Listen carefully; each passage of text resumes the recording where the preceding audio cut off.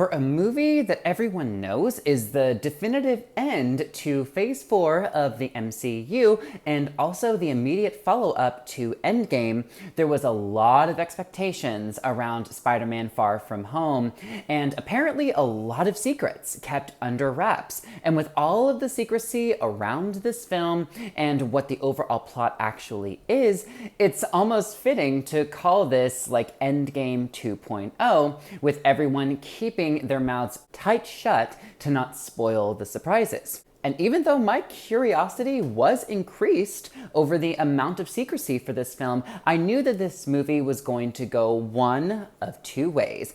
One, it would be an exceptional film that went against the same old MCU formula of storytelling, giving us probably one of the best Spider-Man films we've ever gotten, and the surprises would be well worth it.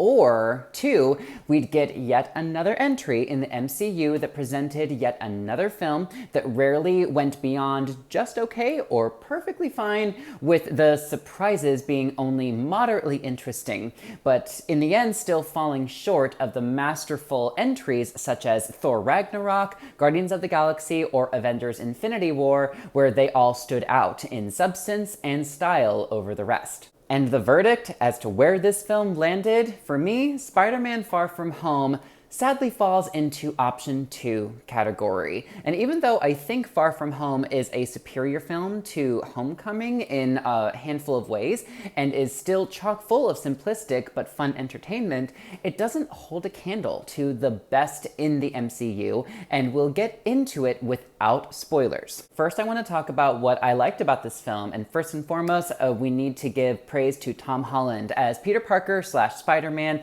who has officially become my favorite iteration of the character presented on screen. He's given more room to show his range as an actor in this film, and the comedic material and heartwarming moments he's given are the best I've seen for him in this role. The next thing that worked for me is the romance. Now, Zendaya as MJ is given way more to do in her role for this film, and the romantic story of will they or won't they between she and Tom Holland's Peter Parker is definitely a highlight for this film. And one way this film exceeds many past MCU films is giving us a romantic duo that might possibly be the best romance we've ever been given thus far. Their chemistry is electric and definitely the beating heart of the overall film. This movie also succeeds again with the comedy and kept me laughing throughout the entire film, and I thought that most of the jokes landed pretty well. There were some jokes involving Peter's best friend, Ned, that got kind of stale at times, but luckily the good definitely outweighed the bad in this area.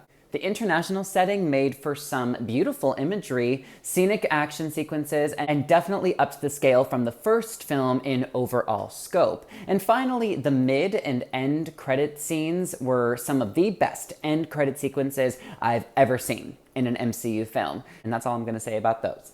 But now let's talk about what didn't work for me in this film. And first and foremost, I have to go with the twists that are presented in this movie. Now, this film is chock full of twists and surprises, and I won't go into any spoilers, I promise, but my main issue was the fact that I found the story elements introduced before the twist were far more interesting than the twist itself, and where the story went from there. Usually it's the opposite, but I unfortunately felt underwhelmed when the story pulled the rug out and went a different direction, and I would have liked to have seen where it could have gone if the twist had never existed. As for Jake Gyllenhaal as Mysterio, I can't say much about his character at all, but I will say that I enjoyed his performance the most in the first half of the film, but the material he was given felt pretty campy at times, and I felt his character could have been given stronger material to work with that didn't make me roll my eyes the handful of times that I did, but I personally blame the writers in that department, not the actor. Also, for a movie shot in many beautiful international settings, it's shocking to me how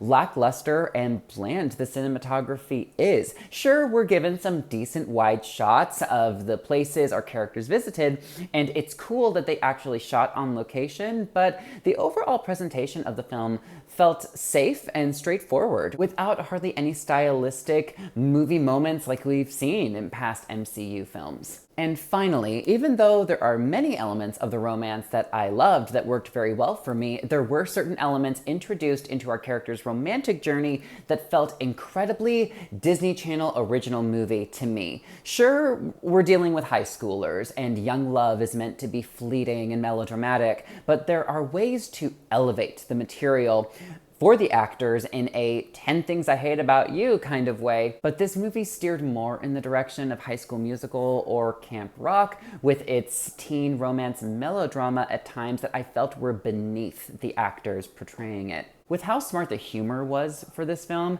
I wish they would have been more clever in their writing for some of the romantic obstacles that Peter Parker faces with MJ. Now, overall, I think Spider-Man Far From Home is slightly stronger than Homecoming because the story is bigger, the settings are more exciting, the nonstop action is entertaining, and Tom Holland continues to give us an amazing Spider-Man to sympathize with and easily root for, and the on-screen chemistry between he, Zendaya, Jon Favreau, and Samuel L. Jackson made for some great storytelling moments. But in the end, and like many MCU films, I thought they played it safer than I would have liked when dealing with some of the stories, the twists, the settings, and how they handled Jake Gyllenhaal's character. And even though I certainly don't think it's a bad film, and I can't stress enough how much I loved the end credit scenes and how much they excite me for future MCU films, Spider-Man Far From Home is definitely my least favorite of the 3 MCU films we have seen this year between it, Avengers Endgame, and Captain Marvel. I'm going to give Spider-Man Far From Home a B-. And that's my review of Spider-Man Far From Home. I'm curious to know what you think. Feel free to leave your thoughts and opinions down below. And thank you all again for tuning in. Until next time, I'm Ryan Boehme, signing off. Bye, everyone.